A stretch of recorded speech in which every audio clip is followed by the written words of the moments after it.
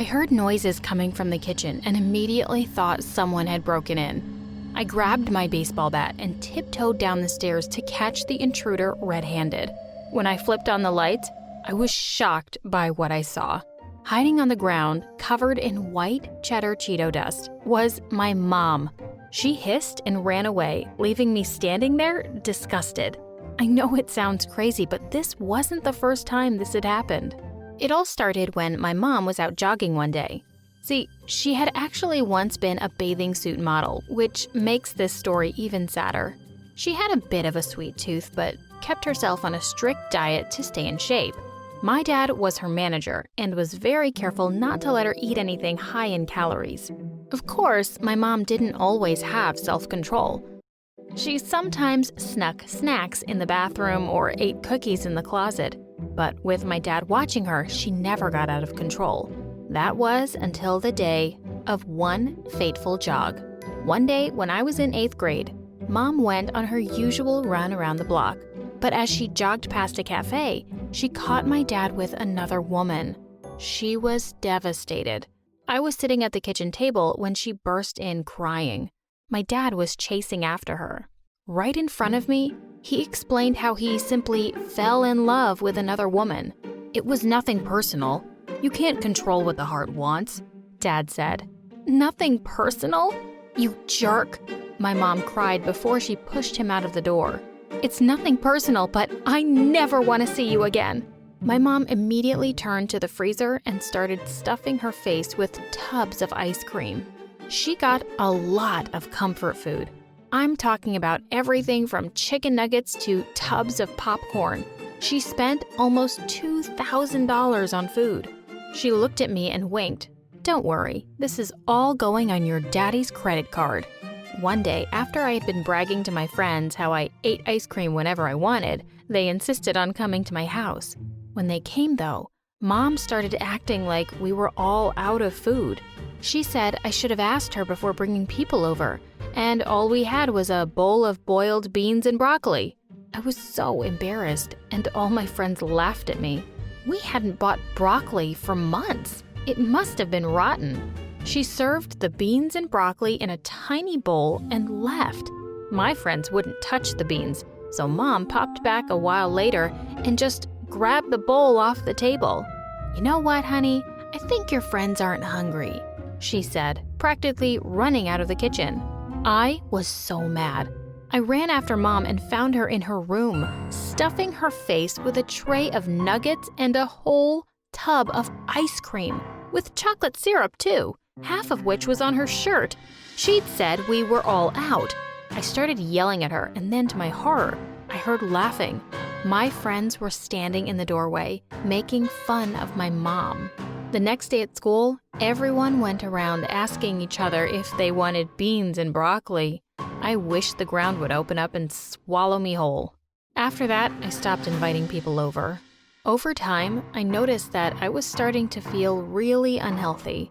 I told my mom that I thought we needed to slow down a bit with our eating. If she kept it up, she was going to lose her job. She glared at me and said that I sounded just like my father and that being skinny didn't matter to her. I'm a model, she cried. If I got cheated on as a super hot model, what's the point of trying to be skinny? Her binge eating was only getting worse. After I'd seen her chow down on a whole bucket of fried chicken meant for a family of 10, I cried to her that I cared about her health. I didn't care if she was hot or pretty. I didn't want her to die of a heart attack. My mom agreed to slow down, at least to my face. After months of having junk food for dinner, we sat down and had a nice, healthy salad. The first bite felt like heaven, but I don't think Mom agreed. When I told her we were skipping dessert, I heard her stomach growl at me. She seemed annoyed, but she didn't push for anything more. I was really happy to see her making progress, but boy was my happiness short-lived. When I went to the kitchen the next morning, I screamed in horror. It looked like someone had destroyed our kitchen. Ripped up bags were tossed everywhere, empty bottles of juice and soda were rolling about, and even the fridge was still open. Who could have done this? My mom screamed. I rolled my eyes and pointed at her nightgown, which had pink frosting and chocolate smudges. She turned red and rushed out of the room. Later, she came to me like a guilty kid and said that she had a problem and she was willing to get the help she needed. For years, Mom tried all different types of therapies and medicines, but nothing seemed to work for long, and her setbacks always meant the worst kind of humiliation for me. This one time, when I was in the 9th grade, I went to the movies with her and my biggest crush happened to work there. Well, my mom made me get up 6 times to refill the family-sized popcorn tub during the movie. It was embarrassing enough to have to constantly get up and miss the movie to have my crush refill it, but the evening quickly went from bad to worse. See, after the 6th refill, the guy laughed and said, "Hey man, take it easy. You've got to leave some popcorn for the other guests." I was so embarrassed. I ran off without saying anything. I went back to my mom empty-handed. She charged out and made a huge scene. "Unlimited refills means unlimited refills," she screamed at him. When he explained that his boss had forbidden it, she knocked things over and left. After that day, I had a serious fight with my mom. I threatened to move to my aunt's. She felt very bad about the whole situation and didn't want to be left all alone. She begged me to stay and said she just didn't have any control. I warned her that if she wanted me to stay, I was about to get serious. I was in charge of what food went in and out of the house. We had snacks that I kept under lock and key. Even though it made me feel like a prison guard, it worked pretty well for a while. We lived a pretty normal life. My mom even got back to her old figure. Now I was back to having the boys in class staring at my mom. This one time, I even caught my crush looking at her with puppy dog eyes. I rolled my eyes. Still, it was better than her shoving Twinkies in her mouth all night. Anyways, things seemed great for the next few years until they suddenly went downhill again. If it hadn't been for Felix, that angel in a man's disguise, I would have lost it in high school. See, when I was in high school, one day my mom met this guy, Felix, and fell in love. Felix was super nice and was totally understanding about my mom's situation. He said he would do anything to help her. He was always there to keep a check on my mom and made sure there was no junk food in the house to tempt her. But despite everything, Mom was slowly slipping back.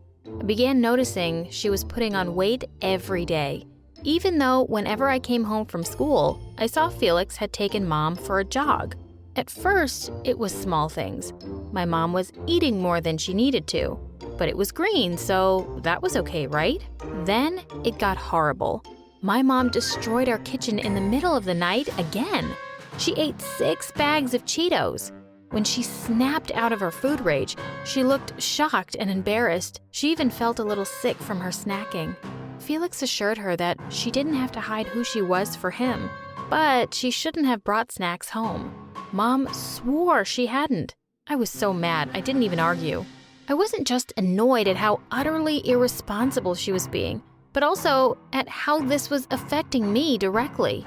On top of the fact that I never had any snacks in the house anymore, she made it impossible for me to have friends over late. One time, I tried to throw a slumber party in my living room with the few friends that I had. In fact, I even managed to invite Maya, who was super popular. We had a great time and everything was good until I woke up around 4 a.m. to Maya's screams. My mom had so little control, she had started eating the stale chips we'd left in bowls from our party. Then my mom had stepped on Maya while she was trying to reach for a chip under the couch. I was so embarrassed. I tried apologizing to her and she just laughed in my face. She said they'd heard rumors that my mom could smell food from miles away and that they had all wanted to check. Say goodbye to your social life, loser. With that, they all packed up and left. My mom eventually lost her job as a model and stopped working out completely. She was gaining weight so quickly. It was scary. She needed a whole new wardrobe. Poor Felix still stayed by her side, though. He could always calm her down and said he would love her no matter what. Then one day, something really terrible happened. It was so bad that I decided to move out. Even Felix said it was the best idea. I started to finally date a guy. His name was Josh. Well, on our anniversary, I decided to have him over for the best meal ever. I bought a whole bunch of expensive ingredients with my own money to make us a huge meal. I got seafood, fancy chocolates, and a lot of fancy cheeses. When I came home from school and went to cook her a meal, I discovered that it was all gone. I was screaming. My mom promised that she would make it up to me. You want to know what was left in the house for my boyfriend and I to eat on our big day? Cereal without any milk. I was crying. I didn't want him to think I just forgot. I explained everything to him and he was surprisingly pretty understanding.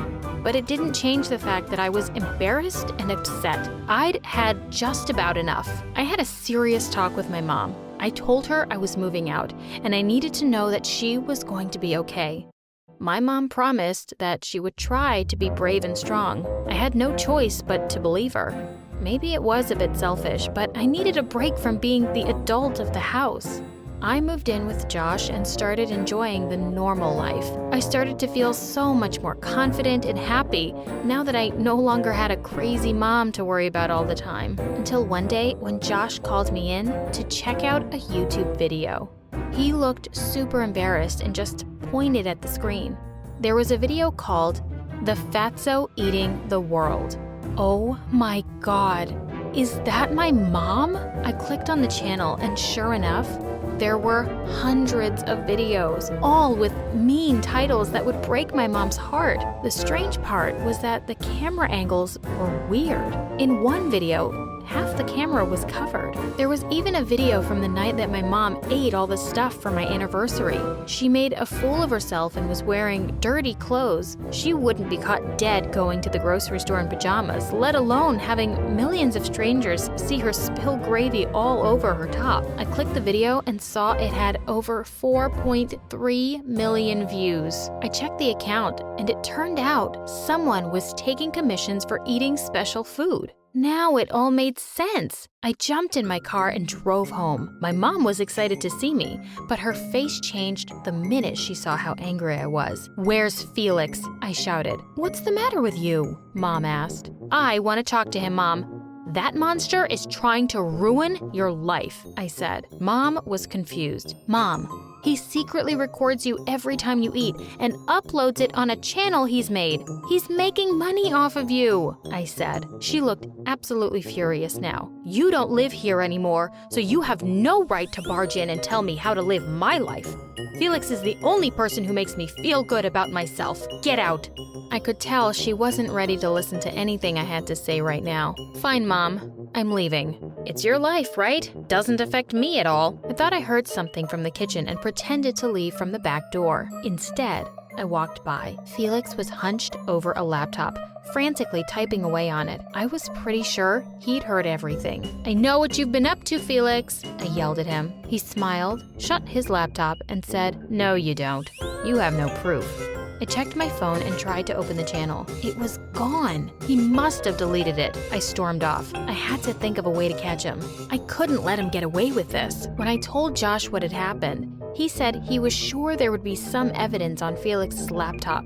Even if the channel was deactivated, the video files had to be somewhere. That night, Josh and I waited outside his house until we saw him leave, and then snuck in through a window. We decided to split and search different rooms for the laptop. I was looking all over the lounge when suddenly I heard a car turning into the driveway. Felix was back already. "Josh, we gotta get out of here." He was already running down the stairs 2 at a time, and we both frantically made it out of the window just before the front door clicked open. Quietly, we sneaked away as fast as we could. I felt so disappointed. I wanted to cry, but just then, Josh put his bag down and, with a huge grin, took something out of it. It was the laptop.